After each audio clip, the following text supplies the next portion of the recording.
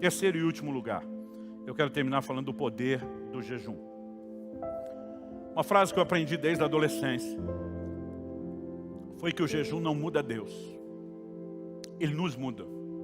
Apesar de não mudar Deus, que é um ser imutável, aliás, nada que você faz muda Deus. Não é a sua oração que faz Deus mudar de ideia. A oração, assim como a esmola, assim como o jejum, eu gosto da definição de Wesley, ele chama de meios da graça. A Bíblia diz em Romanos 5,2 que pela fé nós temos acesso à graça. Existem alguns meios que nos permitem expressar a fé e usufruir em Deus de coisas que Ele disponibilizou, mas que não podem ser recebidas de outra forma. Nós não oramos para Deus mudar de ideia. Nós oramos para receber aquilo que Deus já tinha determinado, que queria que eu e você experimentássemos. Nós também não jejuamos para convencer Deus de que é algo importante. Um dia desse alguém me perguntou: pastor, o senhor jejua para chamar a atenção de Deus? Eu falei: meu querido, a maior parte da minha vida eu tenho jejuado que Deus chamou minha atenção. Há uma fome por Ele. Aliás, esse é um assunto que eu vou abordar em outro momento aqui, uma mensagem intitulada Fome de quê?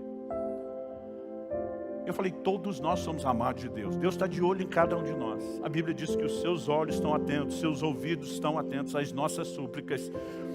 Eu não jejuo para chamar a atenção de Deus. Eu jejuo para romper limitações que me afastam dele. Daqui a pouco eu vou falar do impacto do jejum na nossa fé.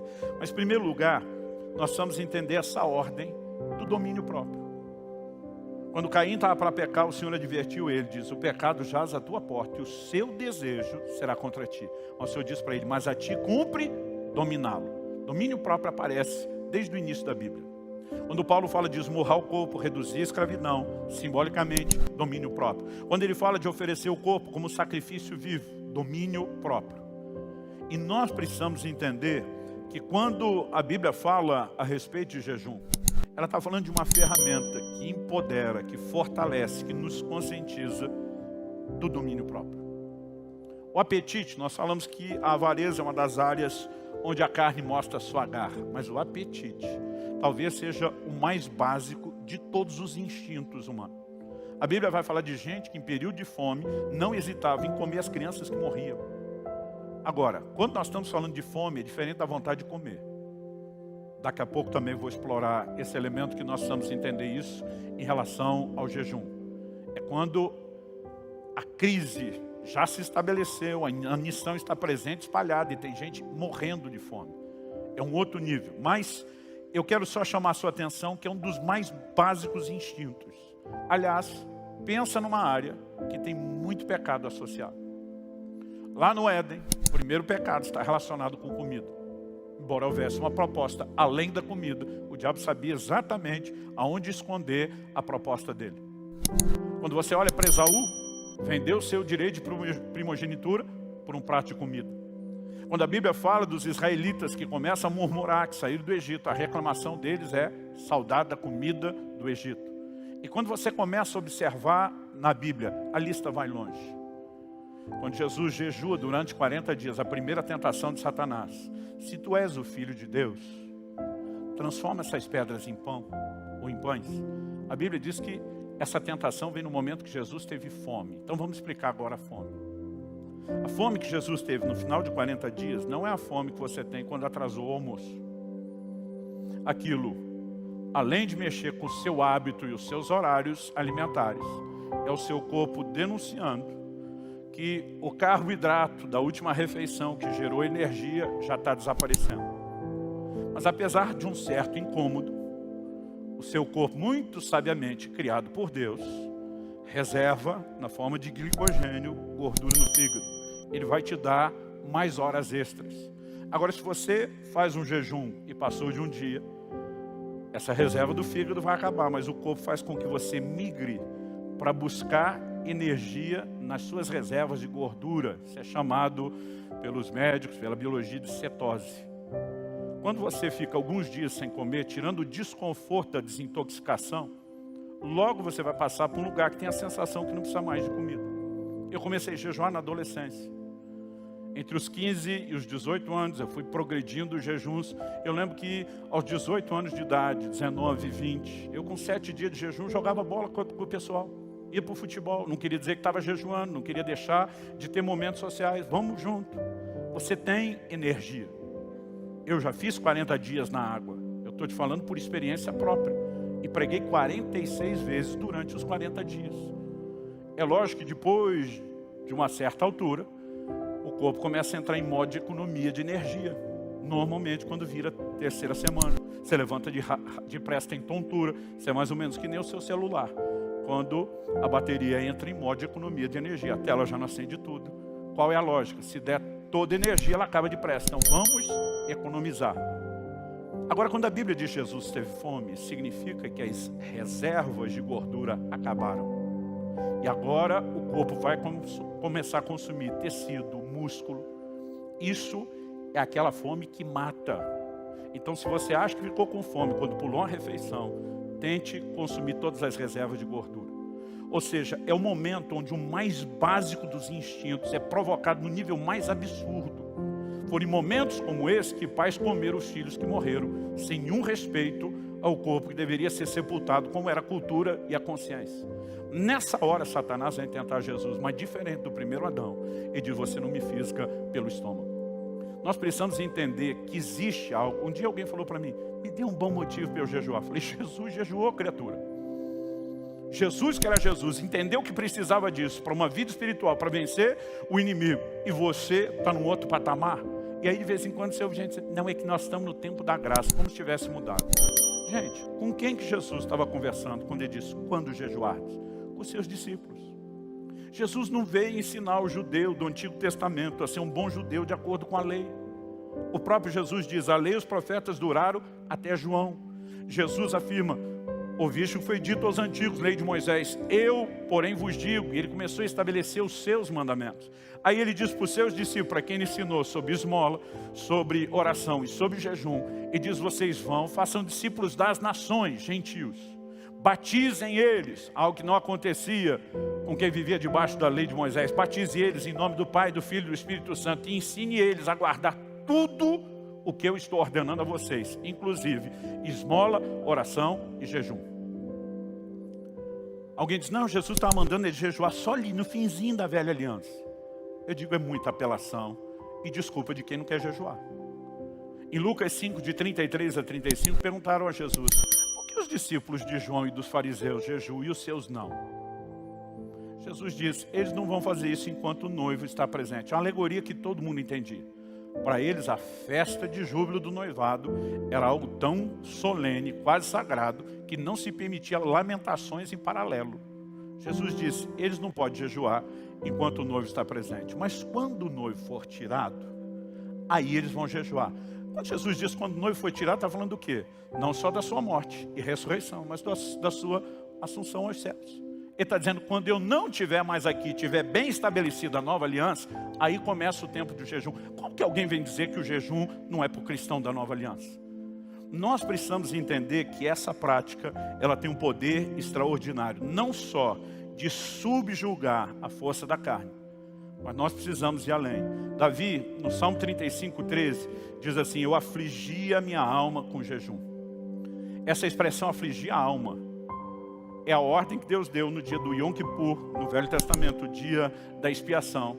E diz: todo mundo em Israel tinha que afligir a sua alma nesse dia. Você não encontra ali no Pentateuco o verbo jejuar. A expressão é afligir a alma. Na sequência, Deus diz: quem não afligir a alma no dia da expiação será eliminado no meio do povo. Se afligir a alma fosse só algo sentimental, interior, como é que podia saber quem está fazendo e quem não está? Mas quando você olha ao longo da Escritura, eles praticaram essa ordem como? Jejuando. Quando Paulo, naquele navio que era para ir para Roma, acaba com o naufrágio, levando eles a Malta, menciona o dia do jejum, ele está falando do dia anual, do jejum que era o dia da expiação. Por que eu e você precisamos entender o elemento de afligir a alma? Porque tem muita gente que fala assim: não, pastor, eu não jejuo porque eu não me sinto bem. Eu digo: me diz quem é que sente bem. Se você fizer um jejum prolongado depois do processo de desintoxicação, e sabe, a medicina em tempos recentes se mostrou muito contrária ao jejum, que ao longo dos séculos sempre foi tratado pela própria medicina, desde Hipócrates, um dos pais da medicina, como a mesa de cirurgia na natureza. Em tempos recentes começaram a mudar a conversa, não é isso, faz mal, né? Mas principalmente depois de 2016, quando o Prêmio Nobel de Medicina foi dado a um japonês que comprovou, documentou o processo de autofagia, que é a limpeza que as células produzem, e ele destacou inclusive como o jejum provoca isso. Aí nós começamos nos últimos anos a ouvir muito falar sobre jejum intermitente. Mas até por falta de estudo e amostragem não se estuda muito nem o jejum prolongado. Mas via de regra, a menos que haja um estado de saúde comprometido, enfermidades crônicas, o jejum tem um poder maior de te fazer bem do que o contrário. Aliás, mais gente morre no mundo pelo excesso de comida do que pela falta dela. O que eu e você precisamos entender é que, obviamente, além daquela indisposição física, fiz enquete essa semana para tentar saber o que incomoda mais as pessoas no dia do jejum. Se é a dor de cabeça, se é a irritação e o mau humor, né? Se é a falta de energia, ou se é... Quem respondeu aí me ajuda? Isso que é só o terceiro e não é o quarto culto. Dor de cabeça, irritação, falta de energia ou falta de atenção. Sabe, apesar da dor de cabeça ter liderado em primeiro lugar, a irritação em segundo, todas as respostas, nós tivemos quase 30 mil respostas, ficaram muito parelhas. Porque a pergunta era o que incomoda mais. Se tivesse uma quinta resposta, todas acima, talvez a maioria tinha migrado para lá. O que isso significa? Que a menos que você tenha uma alimentação muito saudável, a hora que entrar o jejum, você vai ter um incômodo, que é a desintoxicação, que é a limpeza. Outro dia um meu falou para mim, eu não jejuo porque eu tenho dor de cabeça. Falei, olha, dificilmente você não vai ter dor de cabeça, a menos que você for um naturalista, um vegano, tiver uma alimentação muito saudável. O que nos nossos dias, muita gente cedendo alimento industrializado, processado, não consegue ter. Nosso querido Francisco entrava num jejum sem dor de cabeça, porque tinha uma dieta saudável.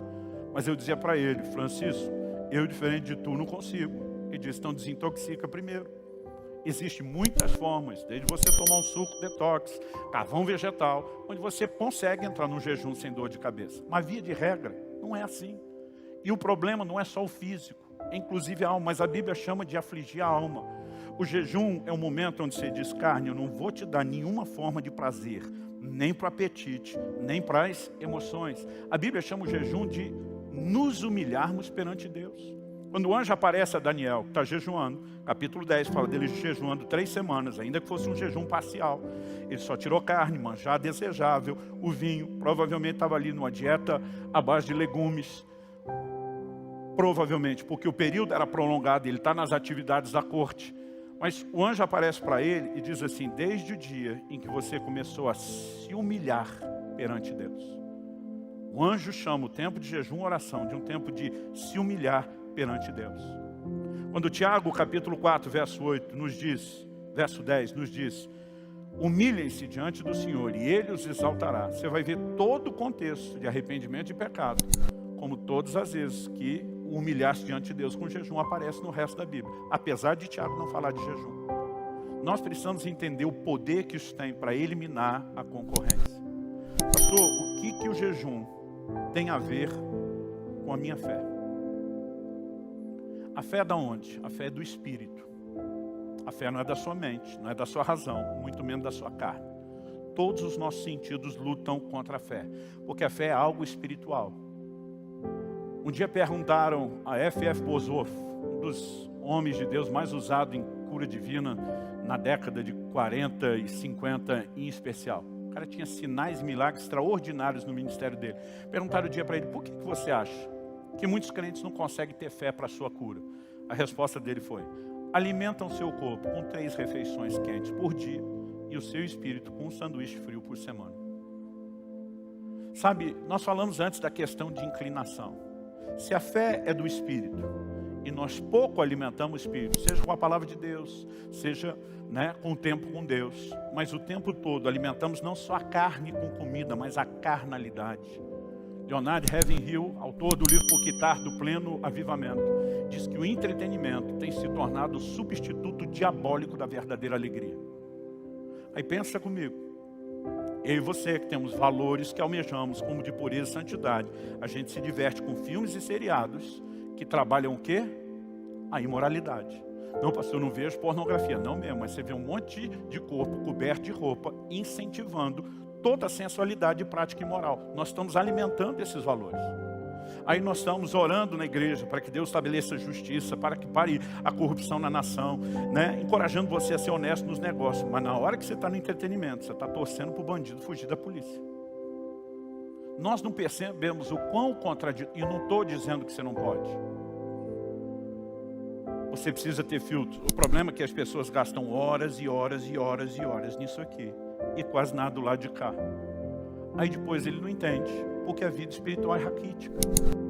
Quando eu e você jejuamos, nós começamos a tirar de cima do espírito o entulho da carnalidade, das emoções. E o espírito fica livre para manifestar a fé, o anseio de Deus. O impacto que essas disciplinas têm na nossa vida é algo extraordinário. Se nós entendemos isso e alinharmos o motivo, então nós vamos entrar num lugar onde a disciplina do jejum, além de mortificar a carne, afligir a alma, permite que o espírito esteja liberado para viver intensamente em Deus. Quem está entendendo, diga amém. Então, para encerrar, eliminar a concorrência da carne, facilitando a vida espiritual, é nossa responsabilidade.